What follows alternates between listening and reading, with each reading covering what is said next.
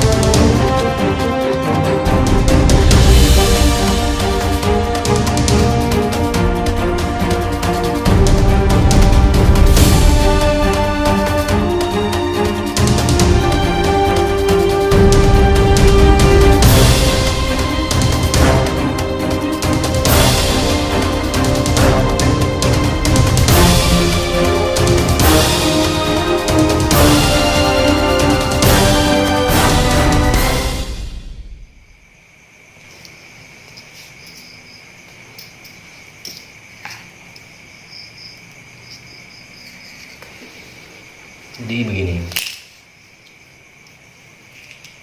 Indonesia terkenal akan santet. Jadi kata-katanya begini. Jadi Indonesia itu terkenal dengan kata-kata membunuh tanpa menyentuh. Sudah nggak asing lagi ya dengan kata-kata itu ya. Jadi yang dimaksud dengan itu adalah kita mencelakai seseorang tanpa menyentuhnya. Definisi atau arti dari santet adalah kita melukai seseorang karena dendam, karena tujuan yang negatif, karena sesuatu yang kita inginkan namun orang itu tidak sinkron atau tidak sependapat dengan kita, itu juga bisa memicu untuk kejadian santet. Jadi santet sendiri adalah mencelakai orang atau bahkan membunuh dari jarak jauh sekalipun. Lantas apa saja media yang digunakan oleh si dukun atau si penyantet tersebut? Jadi yang pertama, yang paling terkenal adalah jarum. Mereka memakai media jarum atau paku atau silet yang dimasukkan ke tubuh si korban, ke tubuh si target tersebut, dengan cara bisa memakai energi, suatu energi ya, bisa memakai dengan boneka. Jadi ada boneka santet. Boneka santet itu kita ditusuk dengan para dukun lah ya, atau si target, si pelaku maaf. Jadi ditusuk dengan si pelaku dan diritualkan agar paku itu benar-benar masuk ke dalam tubuh si korban. Maka banyak sekali korban-korban santet di televisi pun sudah banyak ya. Jadi dari tubuh korban itu setelah ditarik dengan si paranormal atau para dukun, itu mengeluarkan paku, jarum, rambut, tulang-tulang manusia yang sudah mati, silet-silet karatan seperti itulah. Itu medianya biasanya. Atau bisa juga dengan binatang. Santet itu banyak sekali caranya, medianya banyak sekali.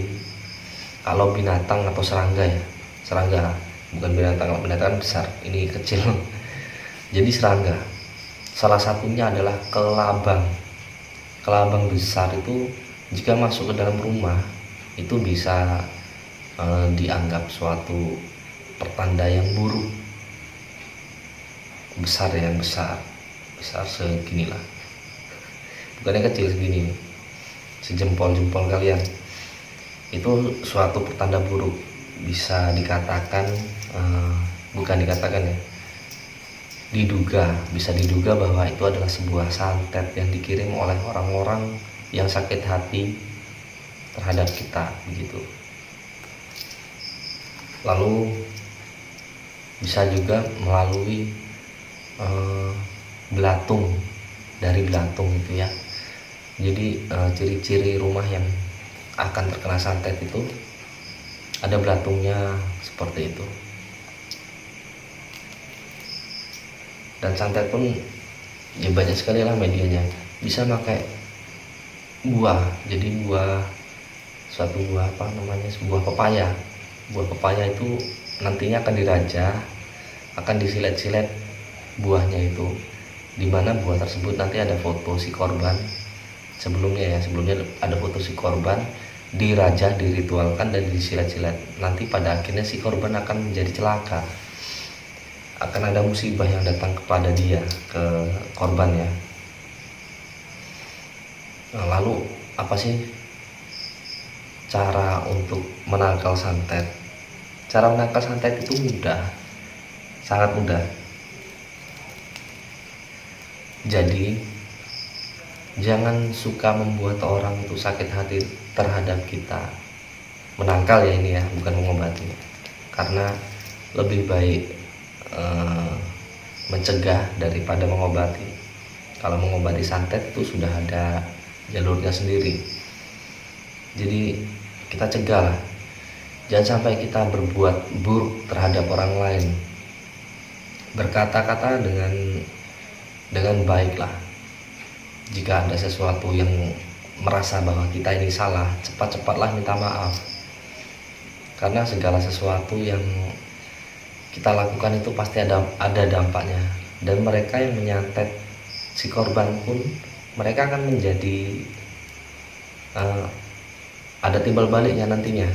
Ada suatu karma, karena hukum karma itu pasti, hukum alam itu pasti.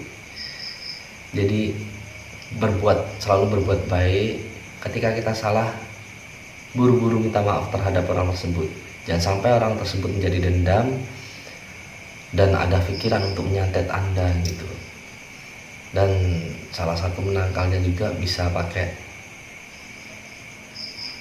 keilmuan dari agama, misalkan wiritan, sholat, atau untuk agama lain.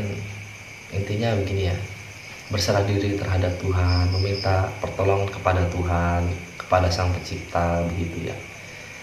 Saya yakin di semua agama mempunyai amalan-amalan tersendiri untuk menangkal santet tersebut. Lalu pengobatannya, bukan pengobatan sih, hal yang harus dilakukan awal ketika kita merasa bahwa kita ini kejadian yang musibah yang dialami baru-baru ini itu nggak wajar, apalagi sampai muntah darah ya, muntah darah tanpa ada penyakit. Misalkan setelah muntah darah kita ke dokter, kita cek tubuh kita nggak ada apa-apanya, nggak ada penyakit apapun ya, itu bisa langsung dicurigai, bisa disebut santet sih kalau menurut saya, diduga santet seperti itu.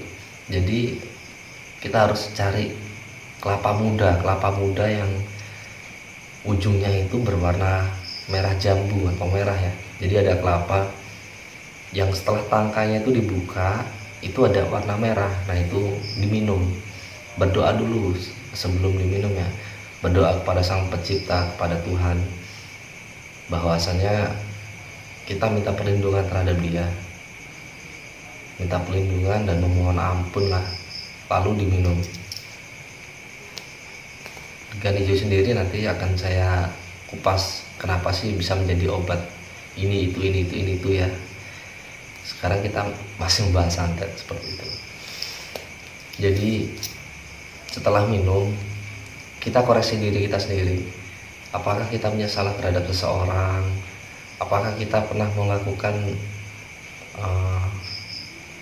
sesuatu yang membuat orang itu menjadi dendam terhadap kita begitu? Jika iya, langsung minta maaf terhadap orang tersebut. Toh walaupun orang itu tidak melakukan santet, tapi hukum karma itu tetap berlaku kepada kita. Seputaran santet, jika ada yang ditanyakan silahkan bertanya di komentar. Nanti akan saya jawab, bisa di komentar atau bisa saya buatkan video lagi di selanjutnya.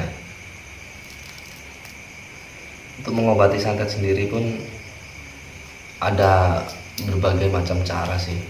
Jadi bisa memakai telur dimana telur yang kita ritualkan dulu nantinya bisa menyedot santet-santet yang ada di dalam tubuh, seperti itu.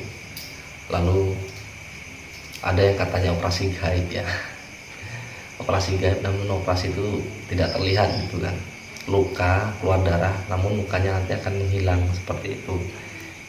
Ada yang katanya seperti itu. Ada lagi yang diritualkan seperti mandi wajib, mandi kembang, lalu banyak lah.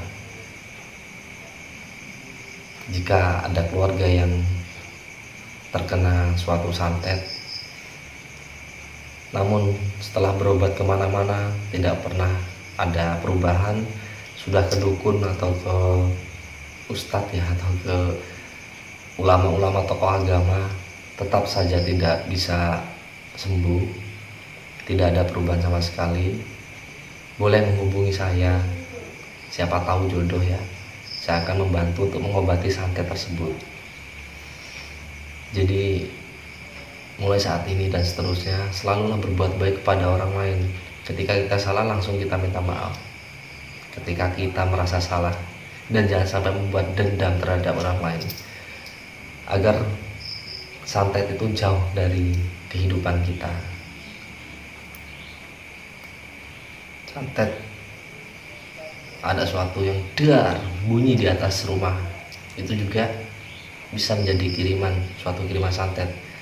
Bola api yang terbang ke arah rumah itu bisa menjadi kiriman santet. Banyak sekali santet-santet yang ada di bumi ini, apalagi di Indonesia, terkenal sekali, membunuh tanpa menyentuh. Oke, sekian dari saya.